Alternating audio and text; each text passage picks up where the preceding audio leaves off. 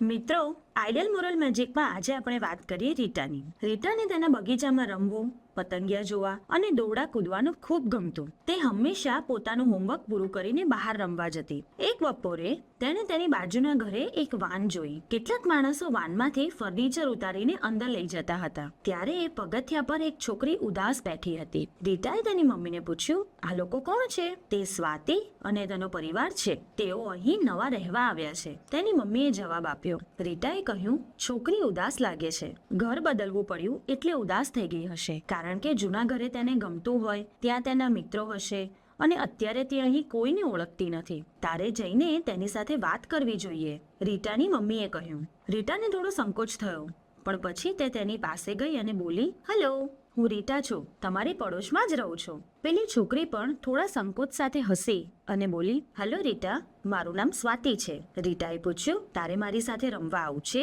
સ્વાતિએ હા પાડતા કહ્યું, હા, અહીં તો મારી સાથે રમનાર કોઈ જ નથી. રીટા તેને પોતાના ઘરે લઈ ગઈ. તેઓ ત્યાં દોરડા કૂદ્યા, બેડમિન્ટન રમ્યા અને ચિત્રો દોર્યા. રીટાની મમ્મીએ તેમને સમોસા અને જ્યુસ આપ્યા. સ્વાતિએ ખુશ થઈને કહ્યું, હવે મને અહીંયા તારી સાથે ગમી ગયું. Thank you Rita.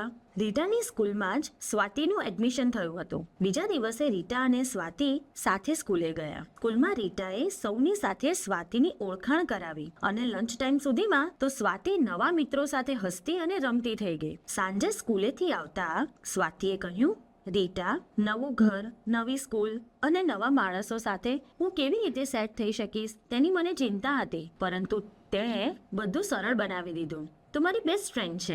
રીટાને આ સાંભળીને ખુશી થઈ કે તેણે પોતાના નવા પડોશી મિત્ર પ્રત્યે સહાનુભૂતિ બતાવી અને તેની મૂંઝવણ અને ચિંતા દૂર કરવામાં મદદ કરી. બાળકો, આપણે પણ રીટાની જેમ બીજા પ્રત્યે સહાનુભૂતિ બતાવવી જોઈએ અને આપણું વર્તન સામેની વ્યક્તિને મદદરૂપ થઈ શકે તેવું રાખવું જોઈએ.